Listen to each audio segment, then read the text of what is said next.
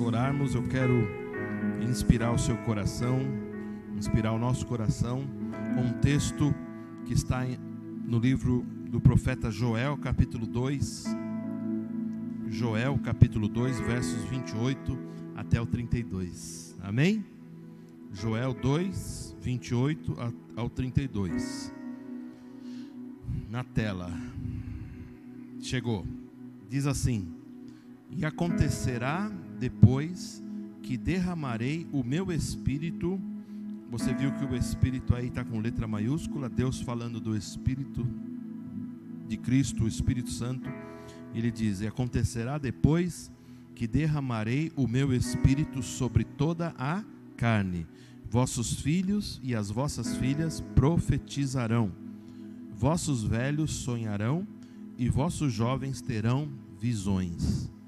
E até sobre os servos e sobre as servas derramarei o meu Espírito naqueles dias. Mostrarei prodígios no céu e na terra, sangue, fogo e colunas de fumaça. O sol se converterá em trevas e a lua em sangue, antes que venha o grande e terrível dia do Senhor. E acontecerá que todo aquele que invocar o nome do Senhor será salvo. Porque no monte Sião e em Jerusalém estarão os que foram salvos, como o Senhor prometeu. E entre os sobreviventes, aqueles que o Senhor chamar. Amém? Feche seus olhos. Obrigado, Senhor, pela Tua palavra, que é viva e eficaz.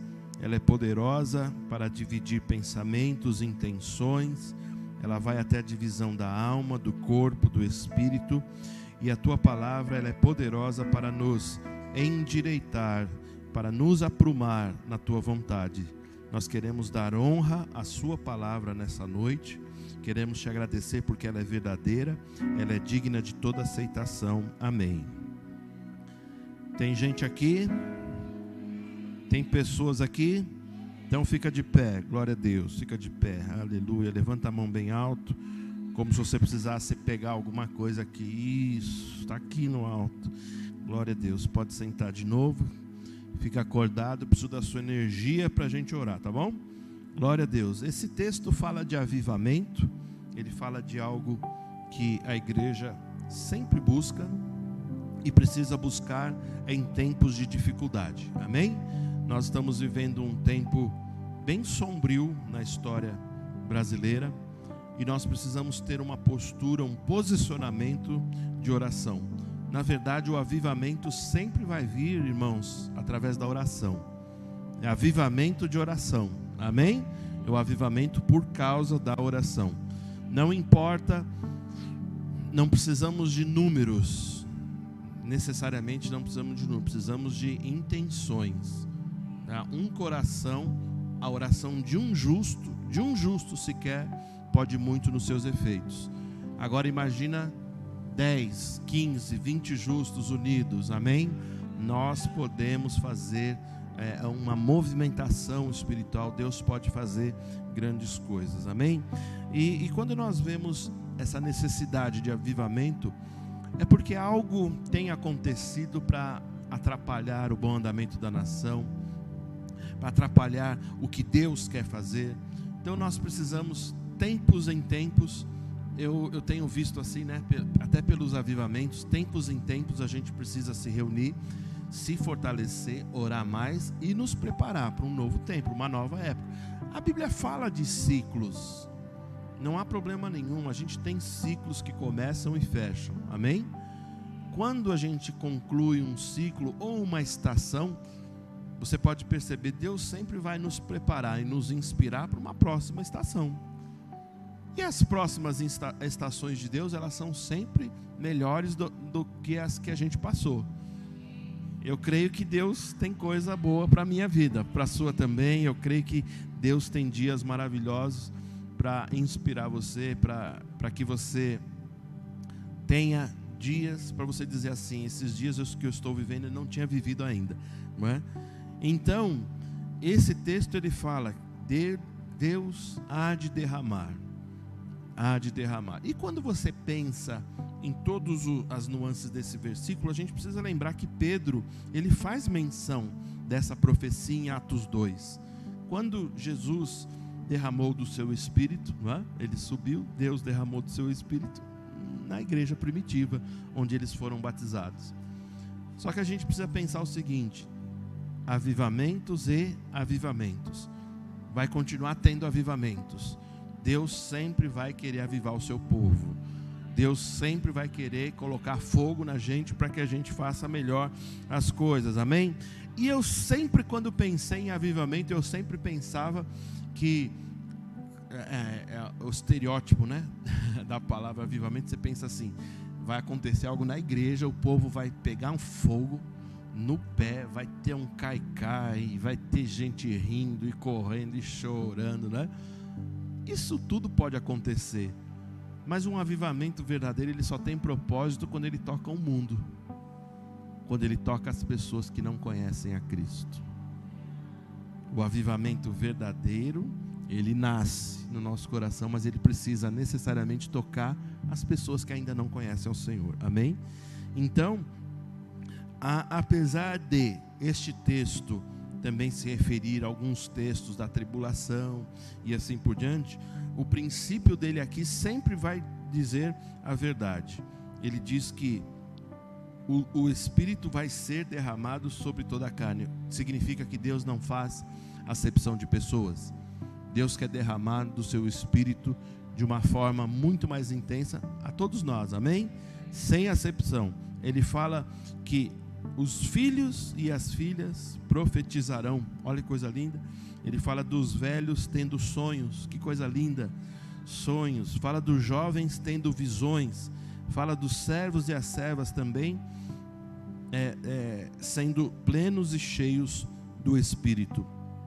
E se você pula para o final, você fala, você lê que Deus vai salvar, não é? Porque no Monte Sião e em Jerusalém estarão os que forem salvos, como o Senhor prometeu, e entre os sobreviventes aqueles que o Senhor chamar. Então, avivamento é trazer o quê? Vida ao que está morrendo. Eu não vou falar o que está morto, porque tem coisas que são vivas, mas começam a arrefecer. Está entendendo? Está entendendo? A Bíblia fala que no final dos tempos o amor de muitos esfriará. Precisa ser o seu? Não precisa ser o seu que esfrie. Vai ser de muitos, mas não seja o alvo da profecia. Amém? Que não seja o seu amor que esfrie. O amor de muitos, mas deixa o seu amor sempre quente, subindo mais, amém? Então, avivamento é trazer vida ao que está morrendo. A igreja vai continuar no seu propósito de salvar vidas, de abençoar vidas, de transformar famílias, de salvar casamentos, de curar corpos, de curar almas. A nossa missão, ela vai continuar. Então, esse texto, ele fala sobre então um derramamento da graça, da misericórdia, do amor do Senhor. É isso que vai acontecer. Como eu disse, Deus não faz acepção de pessoas, sobre todos. E ele fala no final: e acontecerá que todo aquele que invocar o nome do Senhor. Quem é o Senhor aqui que a gente conhece? Quem é o Senhor que salvou? É o Senhor Jesus, não é isso? Quando a gente vê esse texto de Joel não conhecia Jesus, mas ele fala do Senhor. Quem é o Senhor hoje? Quem invocar o nome do Senhor Jesus será salvo, amém? Então a salvação, ela vai romper. A gente está meditando e está nessa percepção como igreja. A salvação precisa romper os limites da igreja. Vou falar de novo que você tem que dar um amém. A salvação tem que romper os limites da igreja. A gente tem que ir. Não que a gente não faça isso. A gente sempre teve essa preocupação com o evangelismo. Sempre temos projetos aqui, mas a gente não pode parar nunca, porque almas sempre vão existir. Amém? Almas para ser ganhas sempre vão existir. Amém? Agora, quando a gente pensa na situação que o país vive, momento de morte, momento de desânimo, não é? Um momento onde nós temos orado. Esse mês de outubro foi pesado, não é? Eu tenho falado porque foi mesmo.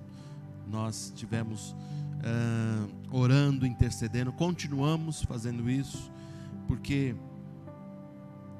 nós cremos que, não sei se você lembra, o pastor sempre falou aqui, há mais ou menos uns 2 anos atrás, eu comecei a falar, talvez até um pouco mais, eu comecei a falar sobre uma potestade que estava sobre o país, né? Potestade espiritual. Eu falei isso. Foi antes da pandemia, né? Então faz mais de 2 anos, né? Exatamente. Eu falava de uma potestade. Eu cheguei a falar claramente isso, porque a gente precisava, como igreja, orar. Porque o que é uma potestade? É como se fosse um espírito, para você entender, não é? É lógico que não é um espírito só, mas muitos espíritos maus, né? Querendo dominar a terra, querendo subjugar a terra, querendo roubar as promessas que nós temos. Eu não sei quanto tempo você é cristão. Eu me converti, deixa eu pensar aqui, quando foi, amor? Eu fui batizado em 1900. Quando você foi batizado? Você lembra? 82? Eu acho que eu lembro que eu tenho uma foto do meu batismo nas águas. Foi lá na igreja batista, a primeira igreja batista de São Paulo, lá na Praça Princesa Isabel. Pastor Eduardo. Se eu não me engano, aquela foto é de 1982. Fui batizado em 82. De lá para cá, minha carreira cristã, para ficar bonito, né? Eu ouvi muitas profecias falando sobre o Brasil. Muitos profetas sendo levantados e trazendo palavras de que o Brasil, de fato, seria um celeiro para nações. O Brasil faria diferença. O Brasil, quando a gente fala de celeiro para as nações, ele não seria um celeiro somente de ganhadores de almas, mas o Brasil seria o celeiro alimentar para nações. A gente não entendia muito isso. O Brasil hoje, ele alimenta já 1/5 do mundo. Isso não veio de homem nenhum, é Deus, é a bênção do Senhor que está sobre a nossa terra, amém? É o Senhor que tem abençoado a nossa terra.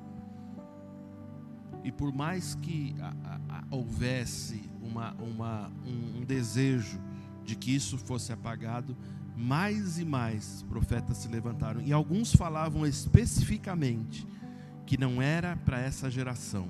Olha só, eles falavam assim: não é para essa, se prepare, é para outra geração. E uma geração, eu não sei quanto faz, mas uma geração é 20 e poucos anos, concorda comigo? Porque os filhos crescem, em 20 e poucos anos eles estão maiores, aí tem outra geração. Depende de como você equaciona, ou como você faz o marco da equação. A questão é que muitos profetas falaram isso. Ah, Jesus. E o que ocorre hoje, a potestade que o pastor sempre falou, é que algo forte, demoníaco, querendo tirar essas promessas do Brasil. Mas eu creio que a igreja continua orando. Eu creio que a igreja continua orando, e eu creio que nós continuamos firmes no propósito, crendo que Deus fará e Deus cumprirá as promessas que tem para a nossa nação, amém? Em tempos de morte e desânimo, vários avivalistas, né, foram levantados. Vários avivalistas foram levantados, eles marcaram o mundo todo. Eu citei várias vezes com vocês aqui a figura de Jonathan Edwards. Quem já ouviu falar em Jonathan Edwards? Aleluia, glória a Deus. De 1703 a 1758. Quem já ouviu falar em John Wesley? Maravilha, avivalista, 1703 a 1791. Quem já ouviu falar em Charles Finney? Eita glória, 1792 até 1875. Quem já ouviu falar em Charles Spurgeon? Eita glória, 1834 a 1892. Quem já ouviu falar em Dwight Lyman Moody? D.L. Moody, 1837 a 1899. Quem já ouviu falar em William Seymour? Que coisa linda, não é? 1899 a 1906. Todos têm essa característica de orar e entender. Repare, irmãos, repare isso. Ainda que Deus não fale com a maioria, não é porque Deus não quer falar com a maioria, é porque sempre na história Deus falou com pequenos grupos. Vou falar de novo para você não ficar com medo. Deus sempre falou em pequenos grupos. Por quê? Pequenos grupos são aquelas pessoas que falam: Senhor, pode falar, a gente está ouvindo. A gente está sensível à tua vontade. Não importa que todo mundo está correndo e fazendo coisas que não deveriam estar fazendo. Deus está falando com a gente. E Deus pode salvar a nação por causa de um grupo pequeno que ora. Eu creio nisso. Sempre foi assim, sempre vai ser. Avivamentos nasceram de pessoas solitárias. Eram até considerados loucos para muita gente. A gente está vivendo um tempo muito estranho, irmãos, muito, muito estranho. Se você não fique chateado, não. Se ficar chateado, já ficou. Fazer o quê? Ora, vai passar. Ora aí, depois pede oração, vai passar, tá bom? Não era para a gente estar vendo o jogo de Copa. Não era para a gente estar nem... Era para a gente desligar. Não é um protesto para STF. Não, é um jejum espiritual para que Deus tenha misericórdia da nossa nação. Era aquele momento. O brasileiro deveria ter acordado. Eu fico feliz que muitos acordaram, mas era momento de você desligar e falar assim: protesto absoluto. A gente não está em clima de festejar nada. Protesto absoluto. E a igreja deveria já ter tido essa pegada. Não vou ver. É momento de choro, pranto. Era um momento que a gente deveria fazer como os judeus faziam: rasgar as vestes, se vestir de saco, pano de saco, jogar terra para cima. Era a maneira que eles faziam, mas era um momento realmente de um clamor: o Senhor muda a nossa nação. Não temos nada para festejar agora. Não é momento de festejar. O cristão deveria ter essa pegada, essa sensibilidade. Assim, não vou ver. Isso não é momento. Esse é mais uma jogada, né? O famoso pão e circo, né? Que o povo gosta. Pão e circo. Eles querem ter a cervejinha, a picanha. O que mais? A comida, a casa bem arrumadinha e o jogo. Não é momento para isso. Momento da gente... Eu estou falando dos cristãos, porque incrédulo, eu vou pedir o quê para incrédulo? É momento da gente ajoelhar o joelho no chão e clamar ao Senhor. A gente estava em casa. O jogo do Brasil foi ontem? Anteontem, né? Sábado. Estou perguntando, gente. O jogo do Brasil foi ontem? Foi segunda? Eu fui sair para buscar umas coisas lá que a Sá pediu, que ela ia fazer uma comida lá. Aí faltava meia hora do jogo. Ridículo. Mercado fechando. Brasileiro parando para ver um monte de gente jogando bola. Nessa situação não era clima para isso. A gente tendo que correr, eles falando assim: meia hora nós vamos fechar o mercado. Você tinha que correr.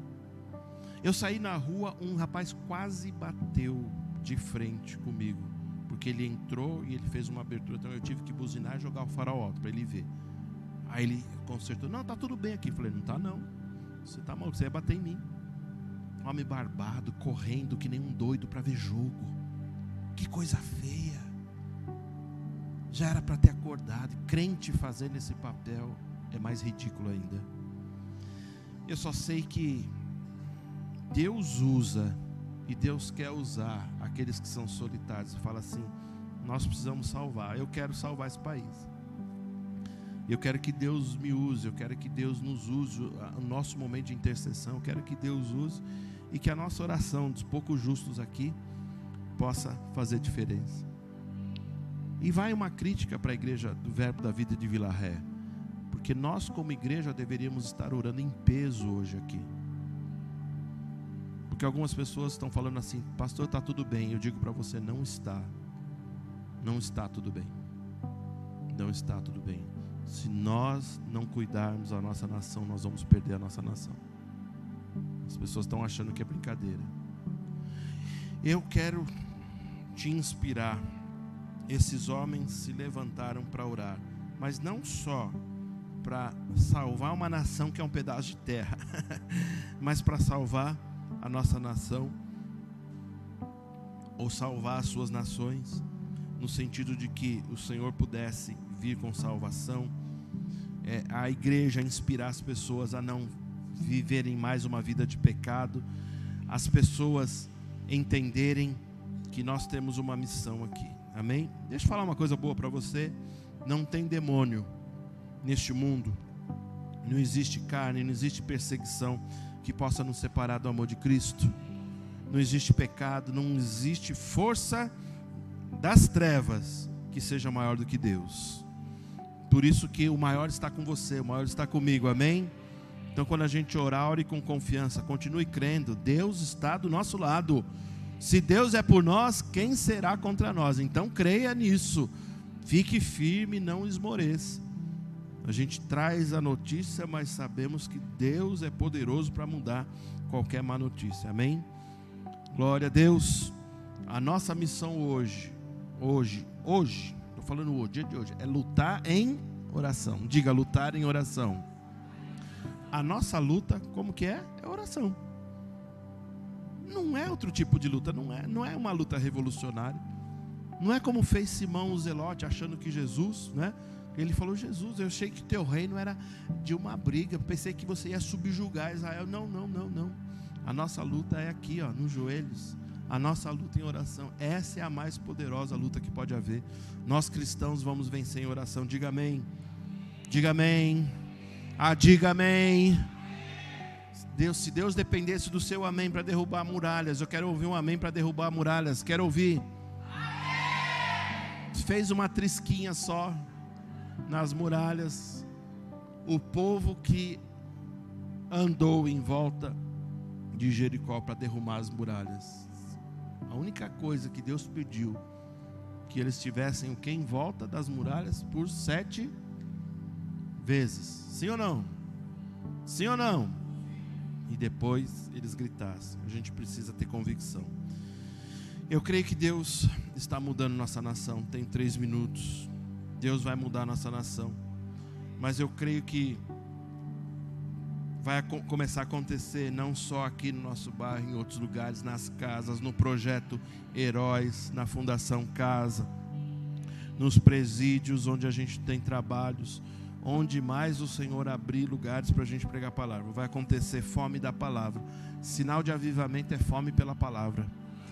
Fome pela palavra. Eles vão querer ouvir. Falou: me fala desse Deus, me fala do seu Deus. Fome pela palavra. Desejo, outro sinal, desejo de oração. Porque oração não pode ser uma imposição, e porque o pastor está vendo. Não, você tem que desejar orar, amém? Fome pela palavra, desejo de oração. Outra coisa que vai acontecer: salvação de almas. É um avivamento. Você está crendo nisso? Tem que ter salvação de almas. Tem que ter muita salvação de almas. Um outro sinal de avivamento: temor a Deus. Porque o temor a Deus vai nos chamar a uma santidade. Todos os avivamentos, eles movem as pessoas para se santificarem mais. As pessoas vão chorar os seus pecados, vão querer entregar os seus vícios, entregar o seu cigarro, a sua bebida no altar. Falar assim: eu quero esse Deus. É esse tipo de avivamento, amém? Atos 2:43, tem 1 minuto e 42, diz assim: em toda a alma havia temor, e muitas maravilhas e sinais se faziam pelos apóstolos. Que coisa linda! No avivamento Deus vai fazer coisas. Por causa do quê? De um temor que vai cair no coração das pessoas. Amém? Amém, irmãos? Eu quero perguntar a você: eu posso contar com você? Podemos contar com você para pegar junto nesses momentos que a gente tem aqui, que a gente vai orar para interceder. Vamos interceder por muitas coisas, por muitas questões, mas eu quero que você lembre-se que Deus te chamou como um soldado. Deus te chamou como um justo.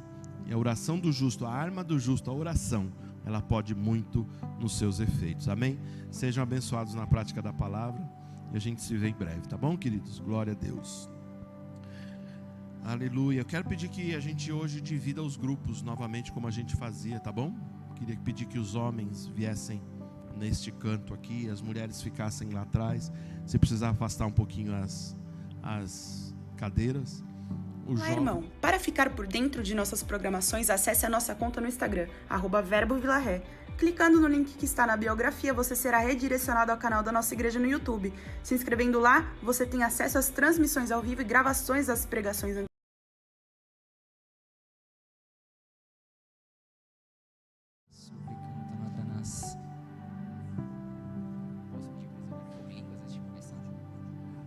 Aleluia.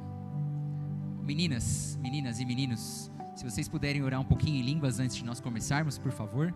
E aí Olá, irmão. Para ficar por dentro de nossas programações, acesse a nossa conta no Instagram, @verbovilaré. Clicando no link que está na biografia, você será redirecionado ao canal da nossa igreja no YouTube. Se inscrevendo lá, você tem acesso às transmissões ao vivo e gravações das pregações anteriores. Você também pode nos encontrar no Facebook procurando por Verbo Vila Ré. Curtindo e seguindo nossa página, você acompanhará cada evento da nossa família Vila Ré. Recomendamos que você interaja com as nossas publicações, promovendo o engajamento das redes sociais a fim de que a palavra chegue a outras pessoas. Obrigada e boa navegação!